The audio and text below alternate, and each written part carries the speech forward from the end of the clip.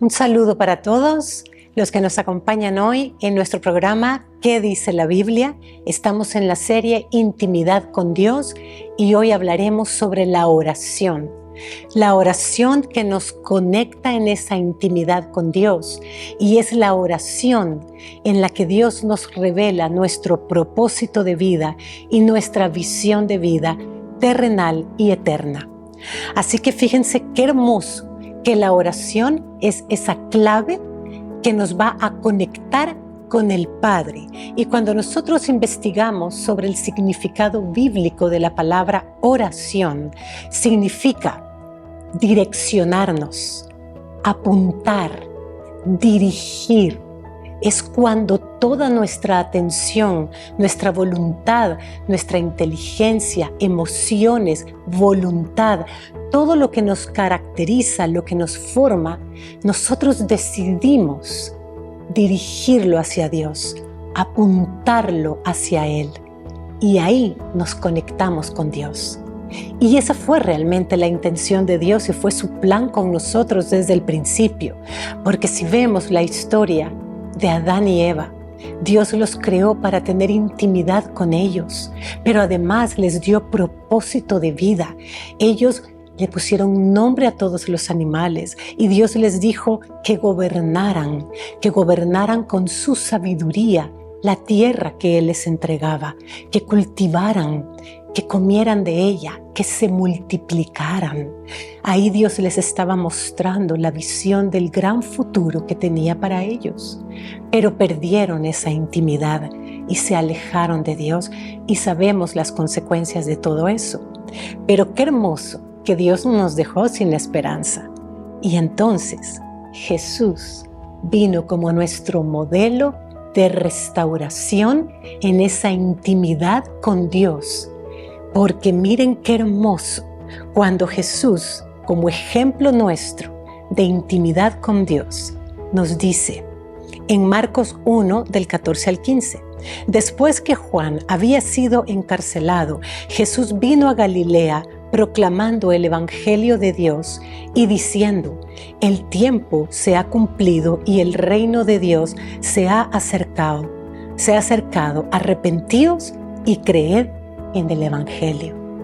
Miren qué hermoso, cuando Juan es sacado de la escena, entra Jesús.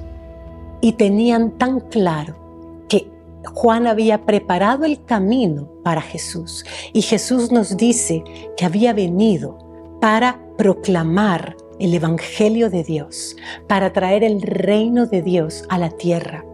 Díganme si Jesús no es un modelo de tener claro el propósito de su vida, la misión de su vida en esta tierra, con un plan no solo terrenal, sino un plan eterno de redención para nosotros. Y cómo la oración fue clave en esa intimidad con el Padre. Y leemos en Marcos 1:35. Dice: levantándose muy de mañana, cuando todavía estaba oscuro, salió y se fue a un lugar solitario y allí oraba. Vemos cómo ese propósito de vida, Jesús vino a traernos el reino, la redención del Padre, del reino de los cielos, a nuestros corazones, a nuestra vida. Pero fíjense qué hermoso, era levantándose de mañana, antes del amanecer, Él se conectaba con el Padre, dirigía toda su atención, se enfocaba en Él, para que en esa conexión el Padre le revelara su voluntad, Él tomara fuerzas y Él se mantuviese enfocado en la misión que Él había venido a cumplir a la tierra, de traernos el reino, llevarnos a la eternidad. Y vemos un ejemplo en el Antiguo Testamento, hay tantos, pero me gustó el ejemplo de Josué. Sabemos que todos los personajes de la Biblia desde el Antiguo Testamento, Moisés, Josué, nos han traído una figura de Jesús. Ellos trajeron una representación de la figura de Jesús, de redención, de libertad, de guía. Y miren qué hermoso cuando Josué, a través de la oración con Dios, de la comunión con Dios, él pudo entender cuál era su misión en esta vida. Y vemos en Josué 1:6 que Dios le dice a Josué: sé fuerte y valiente, porque tú darás a este pueblo posesión de la tierra que juré a sus padres que le daría. Fíjense todos los años del desierto desde que porque Josué salió junto con el pueblo de Egipto, y cómo todos esos 40 años de desierto fue para su preparación. Y Dios le dice: sé fuerte y valiente. Es decir, Dios había formado su carácter en esos años de desierto, lo había hecho fuerte y valiente. Esta fortaleza y esta valentía no venía solo de la propia cosecha de Josué, venía de Dios. Y le dice: esa fortaleza, esa valentía te la he dado para que tú introduzcas a este pueblo en la tierra que les prometí a sus antepasados. Fíjense cómo ahí vemos la misión de vida, el propósito de vida de Josué, pero también Dios le está mostrando la visión de esa promesa que les había dado tantos años atrás y que a través de Josué se iba a cumplir. Pero miren el requisito tan grande. Lo vemos en Josué 1:8 y le dice Dios a Josué: este libro de la ley no se apartará de tu boca, sino que meditarás en él día y noche, para que cuides de hacer todo lo que en él está escrito, porque entonces harás prosperar tu camino y tendrás éxito. Fíjense cómo Dios le está diciendo a Josué: pero esa misión que te he encomendado, tú no la puedes cumplir si tú no meditas de día y de noche en el libro de mi ley. Y mi palabra tiene que estar en tu boca, tienes que confesarla, tienes que hablarla, tienes que declararla. Pero para poder declarar la voluntad de Dios a través de tu boca, a través de lo que hablas, de lo que confiesas, tienes que tener la palabra en tu corazón, en tu mente, porque has meditado en ella. Y dice Dios: medita de día y de noche para que pongas en práctica todo lo que ahí está. Fíjense la guía tan completa que Dios nos da. Y Josué es un ejemplo, Jesús nuestro mayor ejemplo. Pero miren en Josué qué hermoso ejemplo. Le dice Dios: si haces esto y la pones en práctica, vas a prosperar en el camino que yo te he trazado para ti. Vas a tener éxito. Eso es algo que todos anhelamos en esta vida, tener éxito en aquello que es nuestra misión, en lo que es nuestro propósito de vida. Pues Dios le estaba diciendo a Josué: meditando en mí, orándome, estando enfocado y conectado conmigo, tú lo vas a lograr. Y tú y yo también lo vamos a lograr. Algo muy importante, fíjense, en la oración, es que la oración es un diálogo con Dios, en esa intimidad donde nos estamos direccionando y nos estamos dirigiendo a Él para conectarnos. Tenemos que tener mucho cuidado de que el diálogo sea con Él y no con nosotros mismos, porque fíjense, nosotros como seres humanos tenemos una tendencia por defecto, es parte de nuestra naturaleza caída, que nosotros podemos tener un diálogo con nosotros mismos el 80% del tiempo. Y es lo que se llama un diálogo autorreferencial, es decir, que yo me empiezo a contar mis propias historias. Yo me empiezo a contar lo que me ha pasado.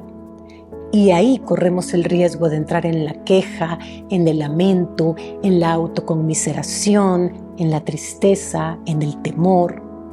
Entonces tenemos que tener mucho cuidado de que esa conversación, ese diálogo no sea con nosotros mismos, porque podemos estar pensando que estamos orando y estamos solamente rumiando nuestros propios pensamientos, hablando con nosotros mismos. Entonces, fíjense, cuando salimos de esa conversación que tendemos a tener con nosotros mismos, contándonos nuestras propias historias, y nosotros entramos en lo que se llama la escucha profunda. En la escucha profunda, que es la que ponemos en práctica en la oración, dejamos de oír nuestro ruido mental, dejamos de escuchar el ruido de fuera y nos enfocamos profundamente, atentamente, en una intimidad donde todos nuestros sentidos están atentos a lo que Dios nos va a decir. Y esta es la oración efectiva. Cuando yo callo mi propia conversación, callo mi propio ruido, y yo le digo: Señor, háblame tú. Quiero que todos mis sentidos empiecen a escucharte, a recibir de ti. Y nuestro cerebro, Dios lo ha diseñado para que pueda hacer eso. Fíjense cómo el Señor nos lo ilustra. Jesús nos habló de eso en la palabra. Todo lo que la ciencia descubre está en la palabra. Miren lo que dice Jesús en Mateo 6, el versículo 7. Y al orar, no uséis repeticiones sin sentido, como los gentiles, porque ellos se imaginan que serán oídos por su palabrería. Necesitamos salir de nuestra palabrería que no tiene sentido, que no nos lleva a ninguna parte, para enfocarnos en una escucha profunda en Dios. Y entonces, cuando Jesús les dice esto, pues sus discípulos le dicen: pues enséñanos a orar, porque quizás se identificaron que ellos entraban mucho en esa palabrería. Y viene Jesús en su bondad, en su compasión y su paciencia, y les dice este modelo de oración que hemos llamado el Padre Nuestro, pero que en realidad fue una guía que Jesús les dio a sus discípulos de cómo orar. Y Él les dice: ustedes deben orar así: Padre nuestro que estás en los cielos, que siempre se dé honra a tu santo nombre. Venga tu reino, que se haga tu voluntad en la tierra como se hace en el cielo. Danos hoy los alimentos que necesitamos cada día y perdona nuestros pecados como nosotros también perdonamos a los que nos han hecho mal. No nos dejes caer en tentación y líbranos del maligno. Este es un modelo de oración muy hermoso, fíjense. Nosotros siempre vamos al Padre, vamos a nuestro Señor para desenfocarnos del ruido de nuestras mentes y le decimos: Padre nuestro que estás en los cielos. Reconocemos que tú vienes del cielo, tú vienes del reino de los cielos que Jesús vino a traernos. Haz tu voluntad en mi vida, en mis circunstancias, como tú haces tu voluntad en el cielo. Fíjense qué hermoso. Cuando oramos, nosotros le decimos: Señor, que la voluntad que tú cumples en los cielos se cumpla aquí en mi vida, en mi situación, en mi entorno, con mi familia, en mi trabajo. Pero luego el Señor Jesús nos dice: pidan por lo del día de hoy. Porque si ustedes se anticipan, empiezan a sentir ansiedad. Y Jesús sabe eso porque Él nos hizo. Entonces Él nos dice: solo concéntrense en su oración de hoy, en lo que necesitan hoy. ¿Qué alimento necesitas este día en tu vida? Y enfocarte en eso. Y muy lindo, fíjense, cuando el Señor Jesús nos dice: perdonen a los que les han ofendido, para que su Padre los perdone. Es decir, que cuando vamos en oración, es algo que nosotros tenemos pendiente de hacer. Quitar todo estorbo, y la falta de perdón es un estorbo que no nos permite dirigirnos y conectarnos con el Padre. Perdonamos para poder ser perdonados por Él. Y además le decimos: líbranos de toda tentación. Y algo muy interesante, fíjense, de la oración como clave para la intimidad con Dios y para conocer nuestro propósito de vida, es poder distinguir entre la oración específica y la oración continua. Hay dos modelos de oración. La oración específica es aquella que tiene un lugar, tiene un momento, tiene una hora determinada. Es cuando apartamos un tiempo, un lugar y un espacio donde vamos a dirigirnos a Dios de una manera muy específica. Y lo vemos de nuevo en Marcos 1:35, donde nos dice que Jesús se levantaba de mañana. Fíjense, Él tenía una hora antes del amanecer, cuando todavía estaba oscuro. Y Él se iba a un lugar solitario y allí oraba. Sabemos que es el jardín de los olivos, es el monte de los olivos, es el lugar donde Él se inspiraba para hablar con papá. Ese es un momento específico, pero miren qué lindo cuando nosotros leemos lo que Pablo le dice a los tesalonicenses en 1 de Tesalonicenses 5:17. Les dice, orad sin cesar. Es decir, oren constantemente, que su vida sea una oración. Así que miren qué hermoso lo que descubrimos. La oración nos mantiene permanentemente conectados con Dios. Y es posible en este mundo terrenal hacerlo, porque la palabra nos enseña que hay un tiempo específico, un lugar, pero también hay una vida de oración constante. Cuando Pablo nos dice en 1 Tesalonicenses 5:17 que oremos sin cesar. Y fíjense, la palabra sin cesar es una palabra hebrea y miren el significado. Dice que su significado es sin interrupción, permanente, continuo, sin omisión y una ocasión apropiada. Miren qué interesante. Cuando el apóstol Pablo nos dice, oren de continuo, sin interrupción, no paren, que sea permanente. No es necesario que haya un momento apropiado, pero sí también es bueno tener estos momentos. Así que eso nos mantiene, fíjense, en dos tipos de oración. Y eso me recordó la relación de un padre con un hijo o de una madre con una hija. A mí me pasa con mi hija, que nosotras nos mandamos mensajitos, nos hacemos alguna pregunta a lo largo del día, nos hacemos algún comentario, nos saludamos. Y eso lo hacemos todos los días. Hay una comunicación constante, continua, diariamente.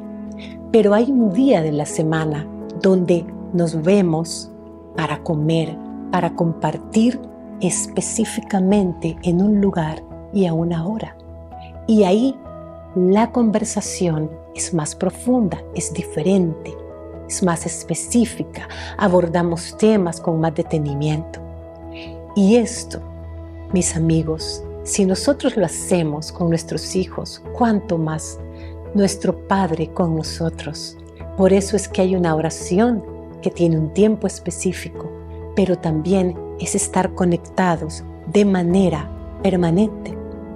Y miren cómo Pablo le repite esto a los filipenses. Se lo dijo a los tesalonicenses y se lo repite a los filipenses y les dice en Filipenses 4:6, no se preocupen por nada. En cambio, oren por todo.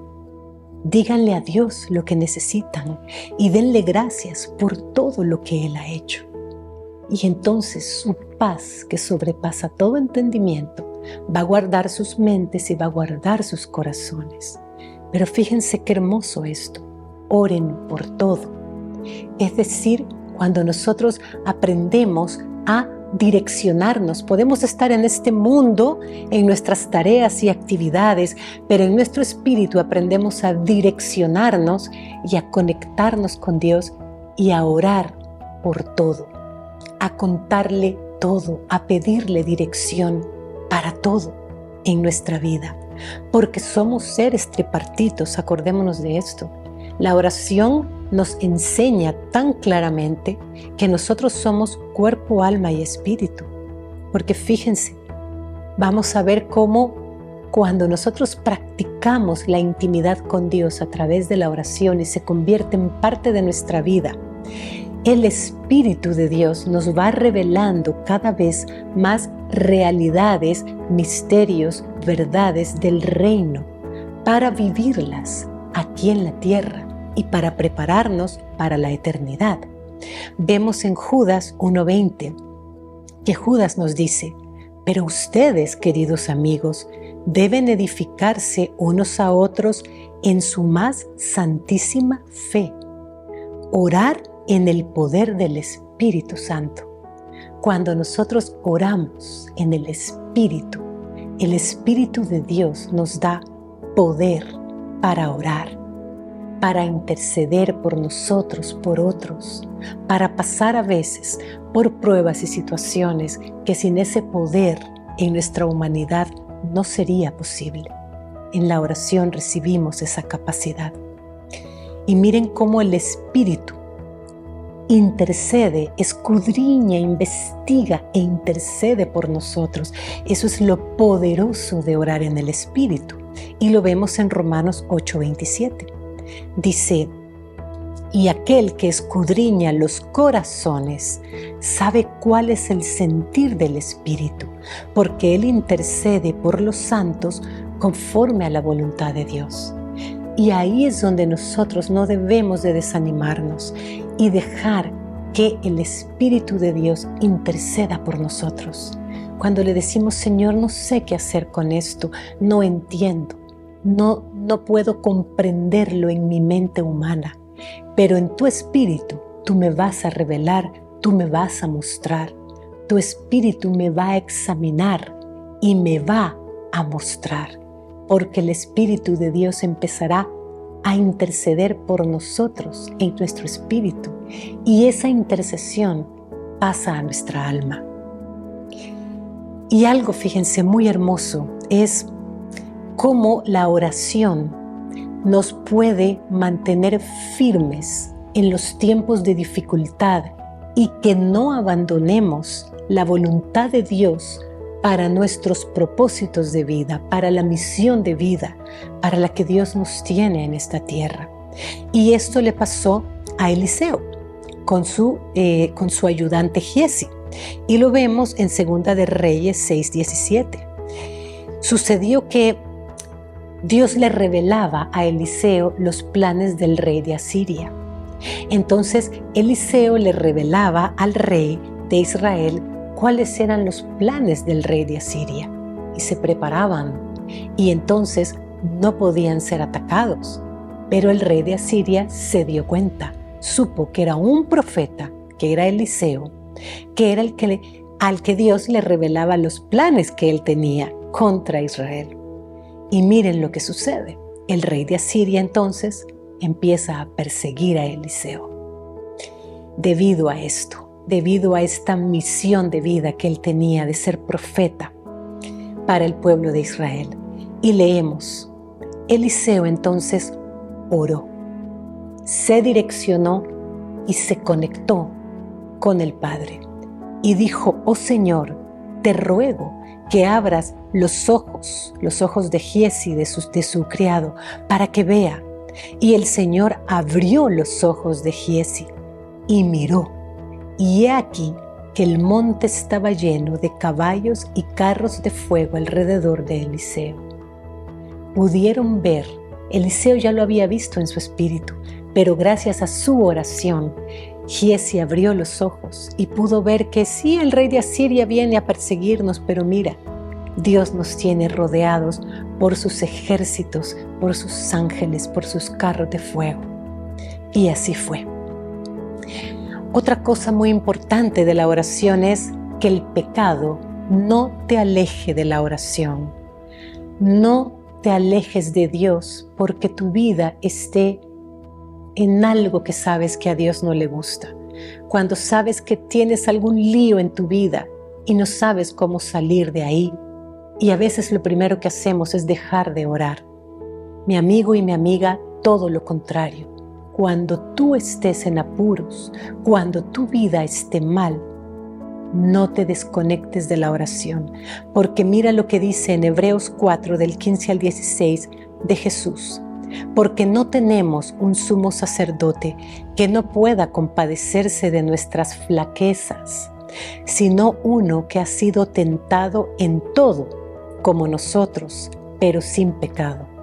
Por tanto, acerquémonos con confianza al trono de la gracia para que recibamos misericordia y hallemos gracia para la ayuda oportuna. Acércate a la presencia de Dios, derrama tu corazón ante Él, porque Jesús puede interceder por ti. Él fue tentado, pero salió en victoria. Así que Él tiene la autoridad y el poder para presentarte delante del trono del Padre y que tú puedas recibir la ayuda oportuna.